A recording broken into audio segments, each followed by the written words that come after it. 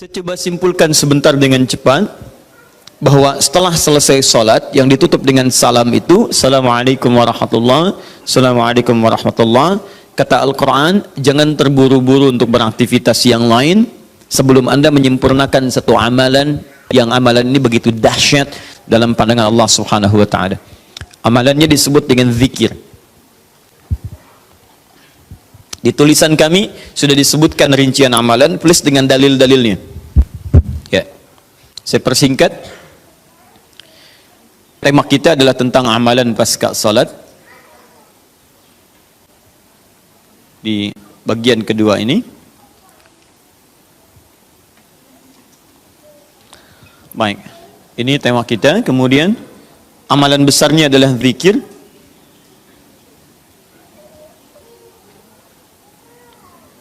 Dalilnya di Quran surah keempat An-Nisa ayat 103. Ini tema besar kita. فَإِذَا قَضَيْتُمُ الصَّلَاةَ فَاذْكُرُوا اللَّهَ. Fokus. Maka jika Anda telah tuntas mengerjakan salat, segeralah berzikir kepada Allah Subhanahu wa Ta'ala. Ingat, amalan pasca salat yang diutamakan apa? Zikir. Saya mau tunjukkan pada Anda satu hal yang sangat mendesak. Kenapa amalan ini begitu sangat ditekankan oleh Al-Quran? Bahkan saking ditekankannya, kata Allah, perhatikan kalimatnya, qiyaman, baik itu sambil berdiri, wa qu'udan, ataupun Anda punya kesempatan lebih lenggang duduk, wa 'ala junubikum, atau bahkan dalam keadaan Anda sedang payah pun untuk duduk atau bahkan berdiri, boleh sambil berbaring. Perhatikan, saking pentingnya amalan zikir ini, itu Al-Quran seakan menghadirkan semua situasi untuk menggunakan amalan ini. Ya, bukan tidak ingin menoleransi, tapi ada sesuatu yang penting di sini. Saking pentingnya seakan-akan kalau dalam bahasa yang lain, tolong jangan tinggalkan ini. Ya, kalau Anda memang buru-buru, harus langsung bangkit pasca sholat. Ada yang bahkan setelah salam subuh, Assalamualaikum, Assalamualaikum, saya harus kejar ke tempat pekerjaan, langsung mau berangkat. Nah, terburu-burunya Anda untuk mengejar pekerjaan itu tidak menghalangi Anda untuk berzikir. Kalau bisa sambil jalan pun zikir aja, ayo lakukan, kerjakan amalannya. Kalau Anda senggang, duduk dengan tenang, lakukan.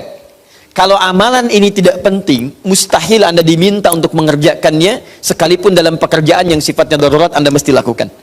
Paham sampai sini? Baik, nah nanti kita akan lihat apa rahasianya amalan-amalan ini, zikir ini. Kemudian kita nanti akan urutkan seperti pertemuan lalu telah saya turunkan beberapa bagian-bagiannya. Nanti kita akan gali apa esensi dan rahasia di balik kalimat-kalimat zikir yang kita sampaikan itu. Baik, saya percepat. Zikir seperti pertemuan lalu adalah setiap aktivitas yang mampu mengingatkan dan mendekatkan kita dengan Allah Subhanahu wa Ta'ala. Jadi ada dua nih, satu ingat, kedua dekat. Awas, ini selalu menyatu, terkait, berkelindan, tidak akan pernah berpisah. Di orang yang ingat Allah pasti memiliki kedekatan dengan Allah. Jelas ya? Baik, jadi kalau cuma ingat tidak membuat dia dekat, ini bermasalah. Ketika seseorang ingat pada Allah, hubungannya menjadi dekat dengan Allah.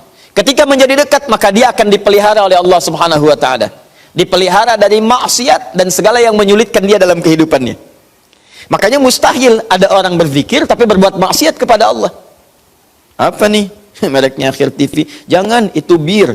Oh, pakai bismillah dulu lah, mungkin berkurang dosanya dikit. Enggak bisa. Jadi tidak akan bersanding taat dengan maksiat. Anda ingat Allah, mustahil berbuat maksiat.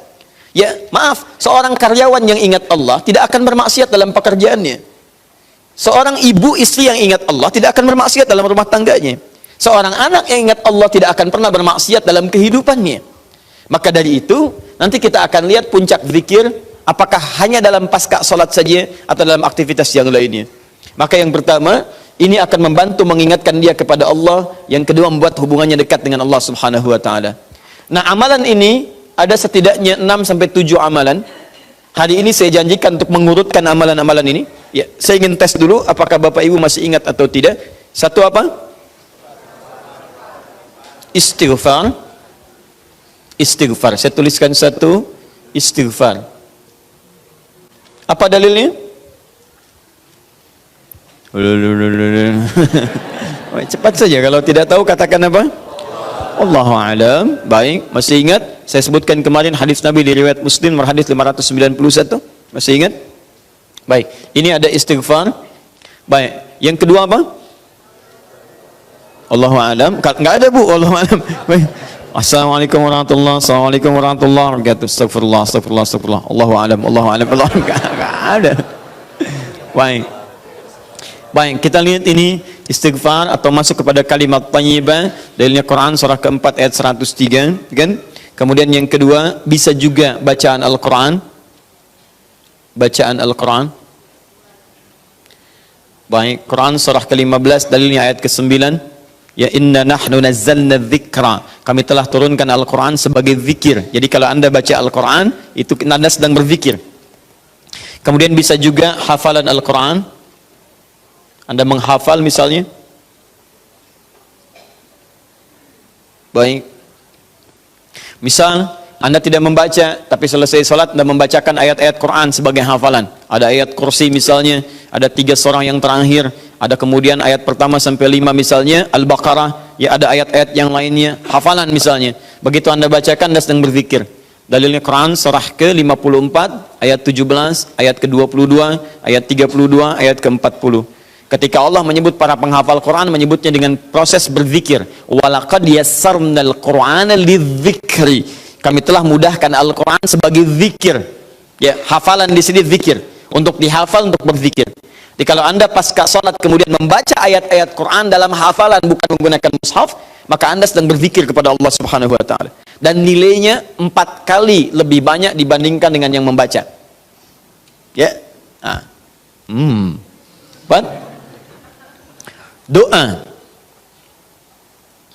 Doa itu juga sebagai zikir. Ya, Quran surah ke-7 misal dalilnya ayat 205. Wadhkur rabbaka fi nafsika tadarruan wa khifatan wa dunal jahri minal qaul. Ketika Allah meminta kita berdoa, kalimat doanya dalam bahasa perintah menggunakan kata zikir. Wadhkur rabbaka. Ayo minta, berdoa, sebut zikir kepada Rabbmu dalam dirimu. Dengan perasaan penuh harap, penuh ketawaduan, minta kepada Allah. Di ketika Anda diminta untuk memohon, berdoa kepada Allah, kalimat doa itu menggunakan zikir. Jadi ketika Anda sedang berdoa, Anda sedang berzikir. Bukankah saat berdoa Anda ingat kepada Allah? Bukankah saat berdoa keadaan Anda menjadi lebih dekat dengan Allah? Nanti kita akan lihat doa apa yang biasa dibaca Nabi pasca sholat dan seperti apa cara memohonnya. Ada rahasianya. Anda tidak menggunakan ini, sangat disayangkan. Anda kehilangan momentum, dipercepat untuk memudahkan seluruh proses kehidupan Anda. 5, masih ingat? Salat. Nanti ada lagi amalan. Pasca salat ada salat. Di begitu selesai assalamualaikum, assalamualaikum, kapan kemudian ini kita mesti tunaikan salat yang ini? Dan ada rahasianya juga. Bahkan salat yang ini boleh jadi akan memberikan syafaat dengan izin Allah kepada hamba-hamba yang dirasakan kurang amalnya. Karena ketika amalan-amalan fardu tidak bisa menolong Anda dari proyek akhirat yang telah Anda cita-citakan untuk masuk surga itu, maka yang akan dicari pertama kali diantaranya adalah amalan yang ini. Maka Anda ketinggalan dari itu yang bisa membuat situasi tegang saat di akhirat. Hati-hati, Anda ketinggalan handphone, perasaan luar biasa sedihnya. Balik lagi ke An-Nur, dicari-cari lewat CCTV. Tapi Anda ketinggalan yang sunnah, kenapa tidak Anda buru kemudian? Tadi nggak sholat sunnah, besok lagi, Masya Allah. Belum tentu besok dia hidup. Dalilnya Quran surah ke-20 ayat ke-14. Ya, innani anallahu la ilaha illa ana fa'budni wa aqimis salata lidzikri. Saya Allah, tidak ada Tuhan yang layak disembah kecuali saya. Sembah saya. Bagaimana cara nyembahnya? Tunaikan salat sebagai zikir kepada saya. 6. Memperbanyak menyebut Allah, menyebut nama Allah, atau juga dengan al-asma'ul husna. Al-asma'ul husna. Dalilnya Quran surah kedua Al-Baqarah ayat 152. Fadhkuruni adzkurkum. Ayo cepat sebut nama saya, maka aku pun akan mengingatmu. Aku menyebutmu. Di orang yang selalu ingat Allah, nanti Allah akan ingat pada dia. Nanti saya kasih tahu rahasia yang paling besar. Bahkan ada orang yang saat membutuhkan ya, dalam persoalan kehidupan kepada Allah, sebelum dia minta, karena Allah telah mengingatnya, Allah ringankan aktivitas kehidupan dunianya. Dia bukan nggak punya masalah, jadi kayaknya nggak kelihatan punya masalah, cuman setiap akan mengalami masalah diringankan oleh Allah sehingga seakan-akan nggak punya masalah. Nanti ini yang akan sangat menentukan bagian yang keenam ini, apakah hidup kita akan semakin mudah atau mendapati kesulitan yang berliku. Sebut nama Allah. Ya, bagaimana cara menyebutnya? Bisa disebut nama Allah langsung, bisa disebut dengan Asmaul Husna. Di mana dalilnya? Quran surah ke-17 nanti dari ayat 110 sampai 111-nya. Di ayat 111 tegas dikatakan Qulid'ullaha. Ayo sebut Allah, panggil, katakan Allah. Awidur Rahman atau Ar-Rahman, ayyamma tad'u falahul asmaul husna. Maka kapanpun Anda bisa memanggilnya, memintanya, Anda boleh memanggil dengan nama yang terbaik sesuai dengan kebutuhan Anda. Nanti saya kisahkan, ada orang baru selesai sholat, kemudian menyebut nama ini, dan satu di antara nama yang paling luar biasa, ketika dia selesai kata Nabi, dari mana kamu tahu menyebut dengan nama itu? Tahukah engkau, jika engkau melakukannya, maka engkau telah memanggil Allah, yang dengan panggilan itu, jika meminta akan segera diberikan, jika berdoa akan segera dikabulkan. Rahasianya luar biasa. Nanti kalau sudah tiba waktunya. Hadisnya sahih. Ya. Saking sahihnya, ini ditempatkan oleh Sayyid Qutb di dalam satu kitabnya Al-Aqaid Al-Islamiyah, padahal kitabnya tentang akidah. Ketika membahas tentang asma wa sifat, nama-nama Allah Subhanahu wa taala. Hadis ini dimasukkan, padahal hadis ini amalan tentang amalan pasca salat. Ketujuh, bagian terakhir, ini adalah indikator yang paling penting, yang terakhir ini, sampai saya pisahkan tersendiri dalam aktivitas harian. Zikir paripurna. Ini yang zikir paripurna. Makanya saya kasih garis, ini amalan pasca salat, disebut dengan zikir, bukan amalan biasa, tapi semua amalan ini akan dibawa kepada seluruh aktivitas hariannya. Bukankah pasca sholat ada yang jalan, pasca sholat ada yang kerja, pasca sholat ada yang makan, pasca sholat bahkan ada yang masak, pasca sholat ada yang bicara? Maka orang yang pasca sholat zikirnya itu benar, latihan zikirnya, maka makannya adalah makan dengan berzikir kepada Allah, bicaranya zikir kepada Allah, jalannya zikir kepada Allah Subhanahu wa ta'ala. Nanti saya turunkan ayat-ayatnya, bagaimana orang berjalan sambil zikir, bagaimana orang kemudian makan zikir, bagaimana orang bicara zikir.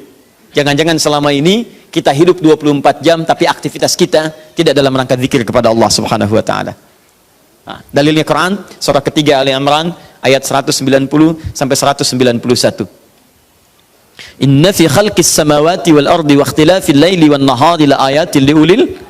Siapa ulul albab itu? Ayat selanjutnya, alladzina yadhkurunallaha. Mereka itu orang-orang yang senantiasa zikir pada Allah Subhanahu wa taala. Qiyaman, dalam keadaan dia berdiri, wa qu'udan, ataupun dia duduk, wa 'ala junubihim, atau bahkan sedang tidurnya. Tidurnya disebut sebagai zikir, berdirinya disebut sebagai zikir, duduknya disebut sebagai zikir. Dan ahli zikir ini adalah orang-orang yang akan dimuliakan bahkan oleh Allah ketika kembali ke akhirat nanti, dan dipuji-puji oleh Allah Subhanahu wa taala.